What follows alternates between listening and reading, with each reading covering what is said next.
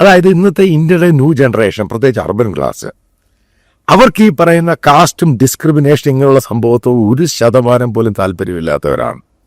അവരിതിനെ പൂർണ്ണമായിട്ട് എതിർക്കുന്നവരാണ്. പക്ഷേ അവരുടെ പിതാക്കന്മാർ, അവരുടെ പേരൻസ് ആണെങ്കിലും മറ്റുള്ളവരൊക്കെ ഇതിനെ മുറുകെ പിടിക്കുന്നവരാണ്. അതാണ് ഞാൻ പറയുന്നത്, വലിയൊരു ചേഞ്ചാണ് ഇന്ത്യയിൽ നടക്കുന്നത്, സോഷ്യോ എക്കണോമിക് ചേഞ്ച്. ആ ചേഞ്ചിൻ്റെ ഉദാഹരണം കൂടെ ഞാൻ നിങ്ങളുടെ മുമ്പിൽ നിരത്തി വെച്ച് തരാം. നേപ്പാൾ ലോകത്തിലെ ഒരേ ഒരു ഹിന്ദു രാജ്യമായിരുന്നു നേപ്പാൾ. ഏകദേശം 2020 നേപ്പാൾ എന്ന് പറഞ്ഞ സെക്കുലർ രാജ്യമായി ഹിന്ദു രാഷ്ട്രം എന്ന് പറഞ്ഞ സ്റ്റാറ്റസ് കോ മാറി. അവിടെ പിന്നെ കമ്മ്യൂണിസം വരുന്നു, അത് വരുന്നു, ഇത് വരുന്നു, കുടച്ചക്രം എല്ലാം കയറി വരുന്നു.